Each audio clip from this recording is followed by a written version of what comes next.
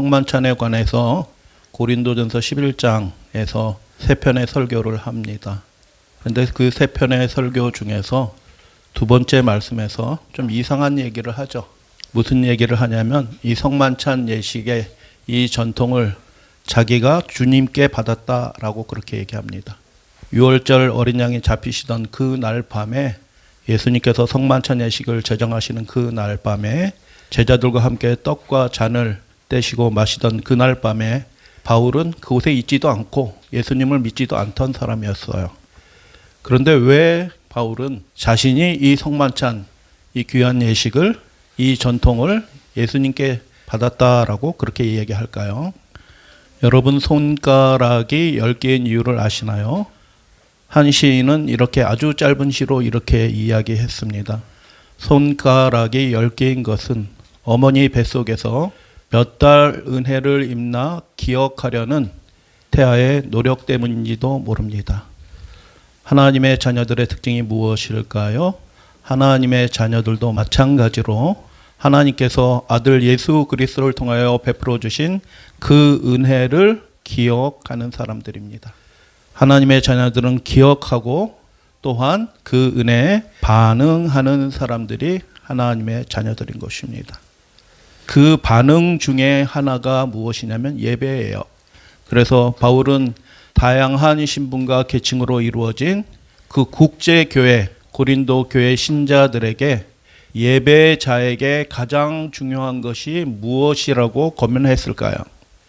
고린도전서 11장, 14장이 한 단락이에요. 고린도전서는 5단락으로 되어 있고요. 성경에서 제일 복잡한 구조로 되어 있습니다. 그래서 고린도전서 설교하시는 분들은 거의 대부분 자기 마음대로 설교하시는 거예요.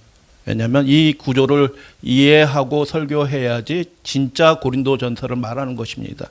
근데 대부분의 분들은 그냥 자기가 원하는 방식대로 말씀을 나누고 있는 거예요, 사실은. 그래도 성령으로 은혜 받으면 된 줄로 저는 그냥 믿어요. 그러나 바울이 성령으로 이 편지를 쓸 때 그 의도를 깨닫고 읽으면 훨씬 더 커다란 축복을 받게 될 것입니다. 그래서 그 네 번째 단락에 예배하는 자에게 가장 중요한 것이 무엇인지 내향적 대꾸법, 반지구조라고도 하는 그 구조로 되어 있어요. 예배에 참여하는 남녀는 복장을 잘 갖춰야 된다. 쓸 거 쓰고 벗을 거 벗고 잘해야 된다. 저는 이 말씀을 읽으면서 이 해당 단락의 말씀을 읽으면서 깜짝 놀랐어요. 그 2000년 전 굉장히 고리타분한 것처럼 보였던 그 시대에 그 예배 가운데서 여자분들이 말씀을 해요. 그 예배를 누가 인도하냐면 여성들이 인도해요. 그래서 저는 깜짝 놀랐어요.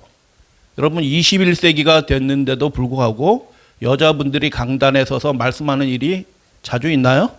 여자분들이 예배를 인도하고 예배 가운데 기도하는 일들이 자주 있나요? 거의 없어요. 근데 초기 교회의 모습을 보면 여성분들이 말씀하고요. 예배 인도하고요. 기도해요. 그런데 다만 갖춰야 될 것이 있다. 무엇을 갖춰야 되냐? 여러 다양한 분들이 모여서 예배 드리는데 그분들이 보기에 너무 부끄러운 복장을 하면 안 되겠다. 그래서 쓸 거 쓰고 또는 벗을 거 벗고 그렇게 적절한 복장을 갖추고 예배를 인도하고 기도하고 말씀을 할지어다 라고 바울은 그렇게 고면하는 것입니다. 그리고 마지막 단락도 예배에 관해서 말씀하는 거고요. 예배 드릴 때 정숙해야 한다. 그 예배는 누구에게 드리는 거예요? 하나님 아버지께 드리는 거예요. 우리를 위해서 죽으신 예수 그리스도를 높여 드리는 것이 예배예요. 그렇기 때문에 예배하는 남녀들은 그 예배 시간을 구별하여 정숙할지어다. 그리고 질서를 잘 지킬지어다 라고 얘기하고, 그리고 예배에 참여하기 위해서는 분쟁과 파당이 절대로 있으면 안 된다. 그 내용들을 세 편의 설교로 얘기하는 것이고요. 그리고 교회 안에서 국제교회인이 방언하는 사람들이 종종 있는데 알지도 못하는 말로 설교하지 마라. 알지도 못하는 말로 회중들이 이야기하는 그것을 어떻게 앉아 듣고 있겠느냐. 외국말로 방언으로 예배를 드릴 경우에는 통역자를 세워라. 그게 예배 드리는 것의 질서이다 라고 그렇게 말씀한 거죠. 그리고 하나님을 예배하는데 또 교회를 섬기는데 여러 가지 영적 은사들이 있다. 그리고 그 영적 은사는 무엇을 위해서 있는 거냐? 어떤 분들은 잘 가르쳐요. 어떤 분들은 기도를 너무 은혜스럽게 해요. 기도만 들어도 마음이 예수님께로 그냥 끌려가는 그렇게 정말 아름다운 기도를 들으시는 분들이 있죠. 근데 그런 여러 가지 영적 은사들이 무엇을 위해서 있느냐? 교회의 덕을 위해서 있다. 하나님께 영광이 되도록 하기 위해서 그것들이 사용되는 거지. 나 외국어 잘해요. 아유, 집사님은 어떻게 이렇게 기도를 은혜스럽게 해요? 아이고, 이렇게 반찬을 이렇게 맛있게 해주셔서 너무 감사해요. 칭찬하는 거 좋아요. 그렇게 해주세요. 그러나 내가 잘해. 내가 우리 교회에서 그래도 제일 낫지. 라고 하는 그런 태도를 예배자는 도무지 가지면 안 되겠다. 그 은사를 주신 분은 누구이시다? 하나님이시다. 자랑할 것 없고 교만할 것 없다.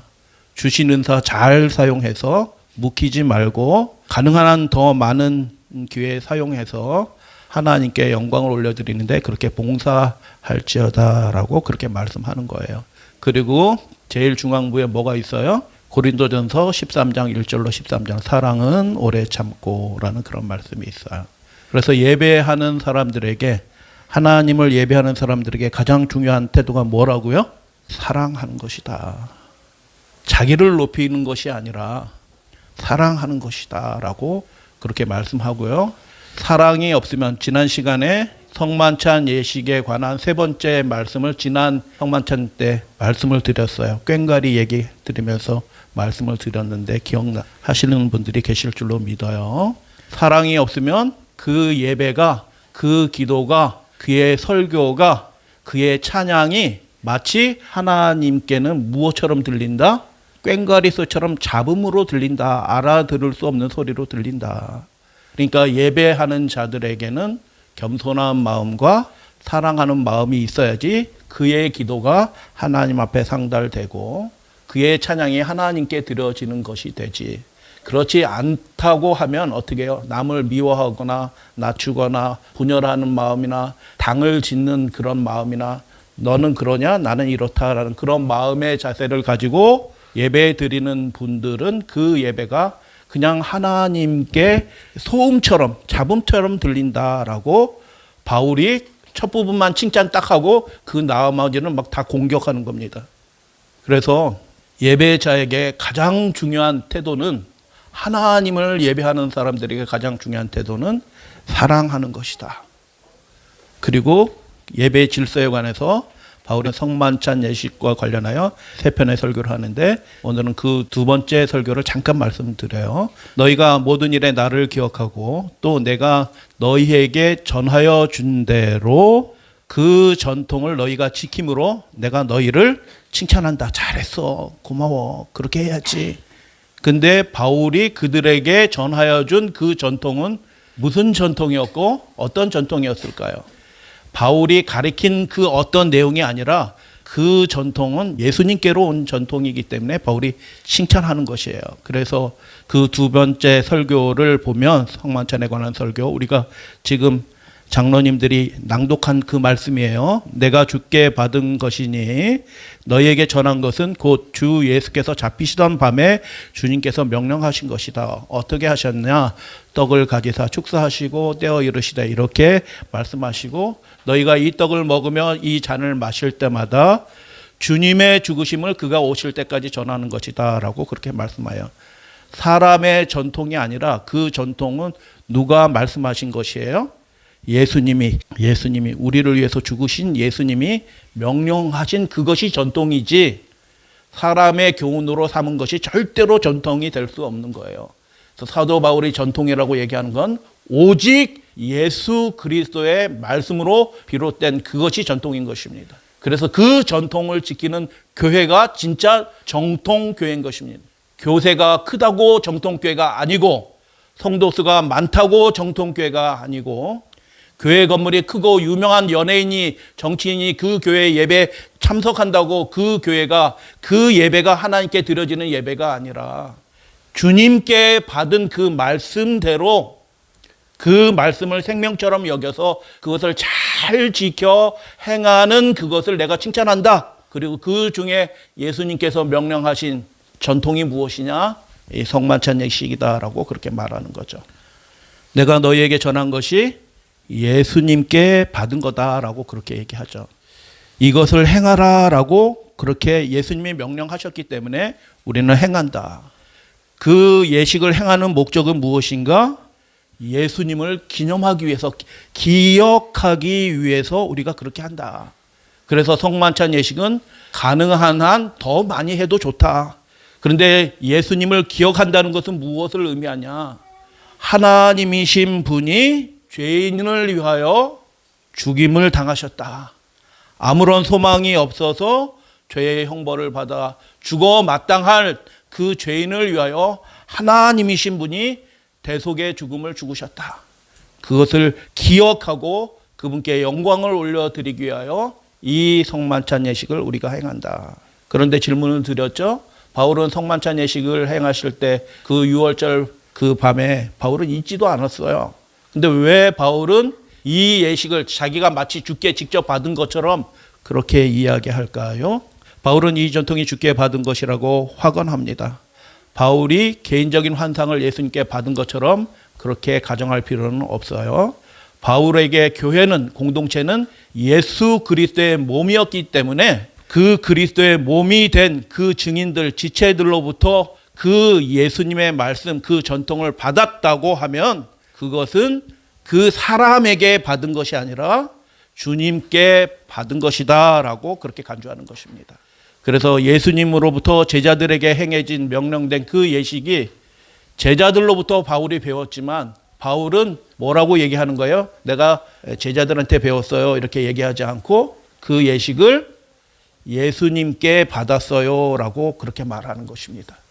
예수님으로부터 직접 받은 것처럼 그렇게 말씀하는 거예요. 여러분, 이 말씀은 정말 놀라운 말씀인데 왜 그러냐 하면 예수님이 하신 그 명령과 말씀을 최고로 높여드리는 거예요. 왜요? 그냥 옆집 아저씨가 얘기해주는 말씀인데도 불구하고 그 말씀이 예수님의 말씀이기 때문에 그걸 무엇으로 받는 거예요? 예수님께 직접 받은 것처럼 그 말씀을 정말 집중해서 귀하게 듣는 것입니다. 그래서 바울의 말씀에 대한 태도가 뭐예요? 사도들이 한테 배웠을지라도 그게 예수님 말씀이면 어떻게 해요? 예수님께 직접 받은 것처럼 예수님이 이렇게 하라라고 명령하면 제자들의 명령이 아니라 누구의 명령으로 받는 거예요? 예수님이 이렇게 하라라고 명령하신 것으로 그렇게 받는 것입니다. 그래서 고린도 교인들이 행한 그 성찬은 제자들이, 사도들이 가르친 예식이 아니라 예수님께 받은 것이다. 그렇다면 죄인을 위해 죽으신 하나님을 기억하며 그 예식을 지금 행하는 우리도 이 바울의 그 영적인 논리를 따라간다고 하면 어떻게 되는 거예요? 우리도 6월절 예식을 친히 행하셨던 그 밤에 우리도 그 자리에 있었던 것입니다. 예수님과 언약하는 그 언약의 예식에 우리도 그 자리에 있었던 것이다 라고 우리는 이 영적인 논리를 적용할 수 있어요. 여러분, 이것을 행하여 기념하라, 기억하라 라고 예수님이 말씀하실 때 그것을 우리가 직접 들은 것이다 라는 그 믿음을 가지시고 예수님의 말씀을 그렇게 들으시는 저와 여러분들 되시기를 주님의 이름으로 축복합니다. 6월절 예식을, 이 성만찬 예식이 전통이 6월절 예식이잖아요. 근데 고대 아람어의 6월절 속담에 이런 것들이 있다고 해요. 보십시오. 이것은 우리 조상들이 애굽에서 나올 때 먹어야 했던 고난의 떡입니다. 누룩 없는 떡, 맛없어요. 우리 한 어린이는 나도 저거 먹고 싶다 이렇게 얘기했는데 우리 집사님들은 올리브유도 넣고 해서 맛있게 만들어서 누룩은 없어도 맛있어요. 그러나 기본적으로는 급히 출발해야 했기 때문에 누룩 없는 떡, 뻣뻣한 떡, 맛없는 떡이에요. 그래서 고난의 떡이다. 그런데 그들이 그 예식을 어떻게 지켜요? 누구든지 예식으로 지키는 것이 아니라 그들의 생활로 지키는 거예요. 누구든지 줄인 사람은 와서 먹고 궁핍한 사람은 와서 우리와 함께 이렇게 먹으면서 풍족하게 먹으면서 우리를 위해서 우리를 구원하신 하나님을 함께 즐거워합시다 라고 그렇게 하는 거예요. 그래서 이 마음을 가지고 우리가 이 성만찬 예식에 참여하게 되는 것이고요. 그리고 우리의 삶이 어떤 삶이에요? 우리의 것을 나눠주면서 우리 함께 먹고 함께 하나님을 즐거워합시다라고 하는 예식이 성만찬 예식인 것입니다. 가난한 사람을 지난 성만찬 예식 설교 기억하시는 분들은 기억하실 거예요. 가난한 사람들이 그 고린도에서 구리 장색을 하면서 늦게까지 일하다가 교회 허겁지겁 왔는데 먼저 오신 여유가 많은 부자 우리 성도들은 먼저 성만찬을 다 끝내버린 것입니다. 그들이 와서 먹을 것이 하나도 없는, 그래서 그 가난한 자들을 비참하게 만드는 그런 성만찬 예식은 바울이 뭐라고 얘기했다고요? 그건 하나님 앞에 죄다라고 바울은 그렇게 얘기하는 겁니다. 그래서 함께 즐거워하는, 함께 하나님의 구원을 기뻐하는 예식이 무엇이에요? 성만찬 예식이다. 그래서 누룩 없는 떡이 상징하는 것이 무엇일까요? 누룩 없는 떡이에요. 누룩 없는 가루가 아니고 누룩 없는 떡이에요. 그래서 그것은 반죽으로 새롭게 뭉쳐진 하나의 떡인 것입니다. 그래서 반죽으로서 그 누룩 없는 떡은 예수님의 피로 구속된 교회 공동체를 상징합니다. 그래서 우리는 예수님의 사랑으로 완전히 하나로 연합된 한 마음으로 주님을 섬기는 그런 공동체이다라는 것을 여러분 믿음으로 고백하시게 되기를 주님의 이름으로 당부드려요. 그러면 우리는 이 예식을 어떻게 행하여 하며 그 거룩한 떡에 참여하는 우리들은 어떻게 살아야 할까요? 세 가지 말씀드리고 말씀 마칩니다. 첫 번째로 감사하며 살아가겠습니다. 우리를 거룩한 예수 그리스도 우리 주님의 지체로 삼아 주셨으니 교회의 일원이 되게 하신 것을 감사하며 살겠습니다. 두 번째, 그리스도의 거룩한 몸에 한 몸에 참여하게 하셨으니 분리의 영을 버리고 일치의 영을 가지고 살겠습니다. 진리로 연합하면서 살겠습니다. 세 번째, 나를 기념하고 주님이 다시 오실 때까지 예수님을 전하라라고 말씀하셨으니, 예수님이 그렇게 말씀하셨으니 주님을 증거하면서 살겠습니다. 감사하면서 살지어다, 연합하며 살지어다, 예수 그리스도를 높이며 그분을 증거하며 살지어다라고 주님은 바울을 통하여 우리에게 권면하셨습니다. 그렇게 살아가시는 저와 여러분들 되시기를 주님의 이름으로 축복하면서 말씀 마칩니다.